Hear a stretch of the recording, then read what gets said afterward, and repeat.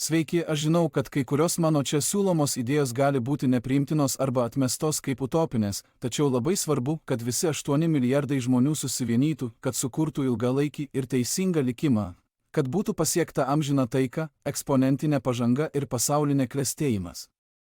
Esu tikras, kad įgyvendinus visą tai bus pelnas ir nebus skausmo.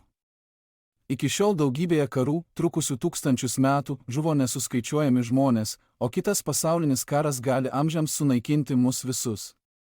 Kai kurie pavyzdžiai įrodo, kad pagrindinius klausimus galima išspręsti vieningai nusiteikus.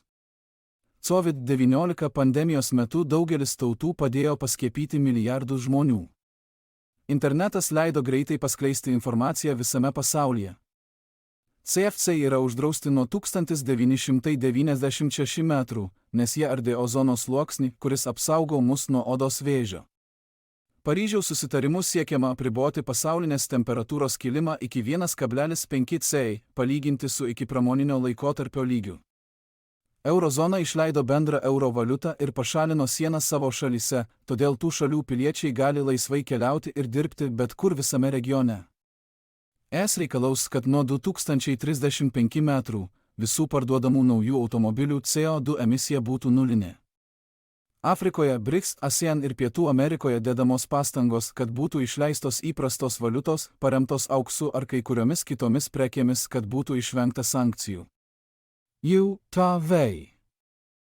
Šiuo metu pasaulyje daug diktatorių, demokratijų, vienos partijos taisyklių, religinių valdovų, karinių valdovų, monarchijų, anarchijos ir net ir geriausiose iš šių valdymo sistemų, kaip JAV, kur žodžio spaudos, pasirinkimo laisvė, religija ir politinės partijos, nesijaudindamos dėl finansinės atskaitomybės, dažniausiai siekia laimėti kitus rinkimus ir taip žada nemokamas dovanas, vedančias į ekonomikos nuosmukį. Valdžia gadina, o absoliuti valdžia sugadina absoliučiai. Akivaizdu, kad pasaulį reikia geriau valdyti. Daugumos problemų, su kuriomis susiduria pasaulis, sprendimas yra sukurti dangų. Žemėje. Dangus bus šalių sąjunga, apimanti visas šalis iki 2050 metrų, pasaulis be sienų, karų ar armijų. Iki to laiko pasaulinis BVP gali padidėti bent 5 kartus. Tik po ilgų, rimtų ir konstruktyvių diskusijų tarp visų šalių dangus priims brandžiausius ir geriausius principus visame pasaulyje. Danguje valdys įstatymo viršenybė, be jokios diskriminacijos ir įtraukianti visuomenė. Siekdami apsaugoti savo etninę kilmę, religijas, demografinius rodiklius, kalbas, kultūras ir tik savo nuožiūrą, kai kuri nors buvusi šalis išduoda kelionės, buvimo ar darbo vizą, bet kuris pašalinis asmuo ar subjektas gali atvykti į jų teritoriją. Daugiau nei 3% pasaulio BVP, TI 3 trilijonai ZST per metus, iššvaistomi kariniuose ir kariniuose karuose. Kai bus tik vienas tauta ir nebus armijų, visi tokie švaistomi pinigai gali būti panaudoti globaliniam atšilimui mažinti, skurdo panaikinimui, geresniai infrastruktūrai, teisė į sveikatą, teisė į mokslą ir KTIF Sachs apskaičiavo, kad pasaulis 20 metų reikia tik 175 milijardų $, kad būtų panaikintas didžiulis skurdas. Visos valiutos yra fiat, todėl pateikiau išsamų visuotinės skaitmeninės valiutos sprendimą, pagrįstą kiekvienos šalies BVP dydžiu, kurį gali sukurti tik GDC bankas. Kuo didesnis BVP, tuo daugiau bus GDC, kuriuos gaus šalis. IPCC pateikė labai išsamius visuotinio atšilimo sprendimus. 10% pasaulio gyventojų pragyvena iš mažiau nei $2 per dieną, o 50% gyventojų negauna jokių socialinių pašalpų. Danguje visi vyresni nei 18 metų suaugusieji iki 2050 metrų uždirbs mažiausiai 5 ZST per dieną. Joks asmuo jaunesnis nei tokio amžiaus negali būti priverstas dirbti. Išsilavinimas iki 18 metų bus privalomas. Neturtingiems vaikams ir vyresniems nei 65 metų vaikams maistas ir medicininės priežiūros paslaugos bus teikiamos nemokamai. Neatsakingo grėsmė bus pašalinta. Stichinės nelaimės, tokios kaip žemės drebėjimai, epidemijos ir turės pasaulinę greito veikimo jėgą. Balsavimas vyks internetu, naudojant išmaniuosius telefonus su šifruota duomenų baze, kad būtų išvengta bet kokių manipulacijų. Dangus turės pasaulietinę demokratinę respubliką, kurioje visi diskutuos apie kiekvieną svarbiausią klausimą, o tada galutinį sprendimą priims išrinkti atstovai, kuriems užduotį įgyvendins biurokratija. Visos politinės partijos turės pateikti aiškų planą, kiek mokesčių bus surinkta ir kaip jie bus išleisti be perteklinių išlaidų, kad visi rinkėjai galėtų priimti pagrįstus sprendimus. Augalai ir gyvūnai bus atkurti iki lygio, vyravusio prieš prasidedant pramonės revoliucijai. Bus aktyviai skatinamos naujovės įvairiose srityse, tokiose kaip kvantinė kompiuterija, žemės ūkis, IT, farmacija, ligų naikinimas, taip pat branduolių sintezė, kuri nesukuria radioaktyviųjų atliekų. Anglies, naftos, dujų ir katai kasyba bus uždrausta, kaip ir ECE transporto priemonės. Ji priims aukščiausius ekologiškus prekių gamybos ir atliekų šalinimo standartus. Ji planuoja iki 2050 metų pasiekti 100% grynojo nulio tikslus visame pasaulyje.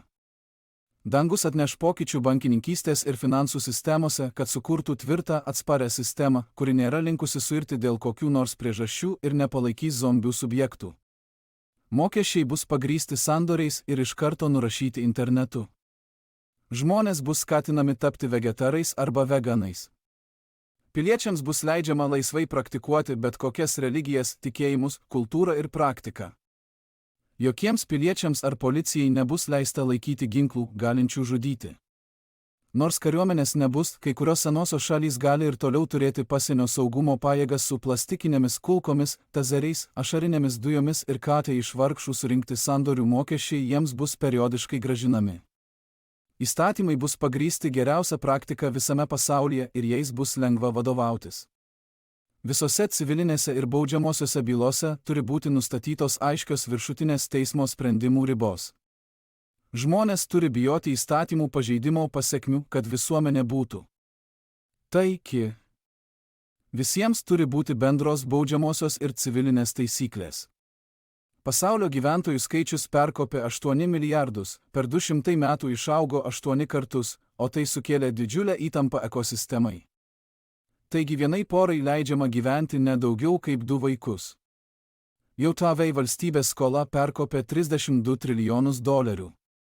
Konkurencinis populizmas tarp respublikonų ir demokratų yra labai stiprus, kaip ir Indijoje ir kitose tokiose šalyse, nes abi partijos nenori didinti mokesčių ir nuolat duoti savo piliečiams dovanų, kad laimėtų kitus rinkimus. Atsinaujinantys šaltiniai, tokie kaip saulės energija, vandens, vėjo energija, taip pat branduolių sintezė, bus skatinami iki 2050 metų, jei ne anksčiau pakeisti visą iškastinį kurą. Biodegalai, tokie kaip etanolis, bus labai skatinami. Visi piliečiai turi turėti unikalų biometrinį identifikavimą, PVZ, Indijos Adhara, turėti banko sąskaitas, glaudžiai susietas su jų mobiliojo ryšio numeriais. Visos SIM kortelės bus išduodamos tik atlikus tiesioginį asmens biometrinį autentifikavimą. Auksas greitai praras aktualumą kaip turto saugykla. Iki 2025 metų visa koncepcija turi būti nuodugniai išdiskutuota, išsamei parengta ir parduota visame pasaulyje, kad būtų galima dalyvauti visame pasaulyje, kad visi būtų aiškus apie ilgalaikę naudą ir su ją sutiktų visa širdimi. Fiskalinis deficitas ir infliacija bus lygi nuliui. Bankams nebus leista skolinti spekuliaciniais tikslais, kaip buvo iki 10-ojo dešimtmečio pradžios. Tai bus laisvosios rinkos ekonomika. Kilus klausimams nedvejodami rašykite man. Pasidalinkite vaizdo įrašų su visais socialiniais kontaktais. Dėkojame, kad nepagailėjote savo brangaus laiko peržvelgdami dangaus sampratą žemėje.